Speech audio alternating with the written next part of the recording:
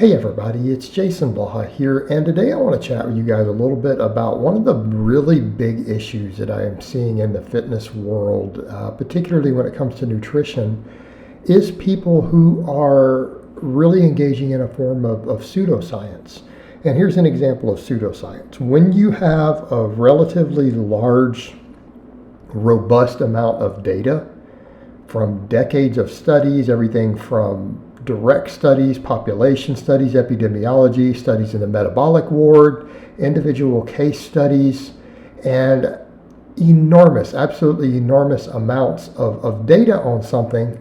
And then you have a couple of experts, fringe experts, who come in and disagree when people go, well, there's conflicting viewpoints. But they're not conflicting viewpoints. Does that make sense? And I'm not saying any such nonsense of you don't question science. What I'm saying is when you have enormous amounts of data and you hold a viewpoint that does not match that data, your opinion, even if you happen to be a medical doctor or a scientist, just doesn't hold that much weight. It's not two conflicting viewpoints. It's not a case of people saying, well, there's different scientists saying different stuff, because that's just not true. And the carnivore thing is a massive one of them. And here's the issue with it. You have a couple of con artists, really charlatans, like this is charlatanry, who happen to be MDs who are in that camp. Right? They're selling books, they're selling stuff, and they write stuff about anti-nutrients and everything. And here's the problem with that. When you have your hypothesis, you're like, well, I think the anti-nutrients are bad. You can't just propose a hypothesis when you have ridiculous amounts of data suggesting otherwise. Does that make sense? You don't have an argument there. Because when you have a hypothesis and you have all these studies showing that plants in general, study after study after study after study, showing that people have lower all-cause mortality, lower cancer rates, lower heart attack rates, lower obesity rates, all these things if they eat lots of vegetables. There's even some of that on whole grains, right? You have all this data. You even got it on fruit. Do you see the problem here? Just being an MD or saying, hey, I have a hypothesis that it's bad for you, it's like, okay, but how do you reconcile that with all of this data? Do you have examples of these absurdly healthy populations that don't eat vegetables? Do you even have any real case studies? Meaning, do you have people in the lab? Do you have case studies of individuals who have gone 20 years without eating vegetables who have amazing health? And I don't mean someone claiming they do. I mean it's actually been studied by scientists who've examined this person. They've double checked to make sure they're not slipping broccoli in, every morning. To where they have this healthy gut flora, great lipids, they don't get cancer. Do you even have case studies? You don't have anything. We have a whole lot of people who've had a lot of health issues from these, by the way, particularly the gut flora side, who carnivore type diets cause problems. We have plenty of data on people who eat almost no fruits or vegetables at the population level. You mean all these obese diabetics with cancer? Right, that's what happens when you eat like no fiber. You don't get any phytonutrients in your diet. You got plenty of those populations. Okay, we need to be clear here. These are not equal arguing points. That's not how science works.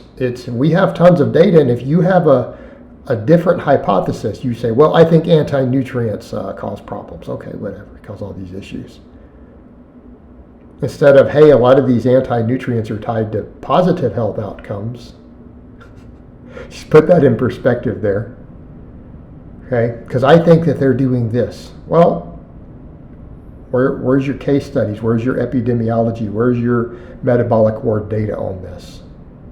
Because we have enormous amounts in the other direction. Study after study after study, population after population. People who eat more vegetables and fruits have health problems at a lower rate, as a general rule. And here's the issue. If the other side was right, if the carnivore side was right, you wouldn't see the better health outcomes in the people who are eating all these vegetables. On an average, we're not saying there aren't individuals who have problems. Yes, some people occasionally get cancer or have a heart attack who eat a lot of vegetables. Yes, it can happen. But at a statistic level, the correlation is extreme in the other direction. They're just at a much, much, much lower rate. And if the problem is that these are the things that are causing problems, you would see it in the epidemiology so that you would know to study it, but you don't. Be like, man, all these people who are eating lots of vegetables are all getting cancer at a higher rate than Americans are. Again, it's nonsense. This is pseudoscience. When you say, okay, but this is what all these scientists are saying, but there's some doctors over here, that's not a counterpoint. That's an appeal to authority and saying that because one medical doctor or two medical doctors or five medical doctors who are selling fringe stuff in books and making a profit on it, okay, who are making money on it, are saying something contrary to hundreds and hundreds of studies and clinical trials and case studies, that is not an equal argument.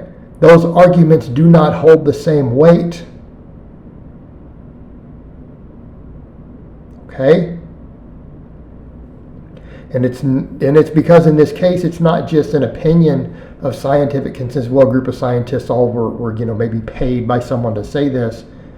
No, it's just supported in the data. Anyone who went and looked at the total bodies of the research and data around the world would draw that conclusion.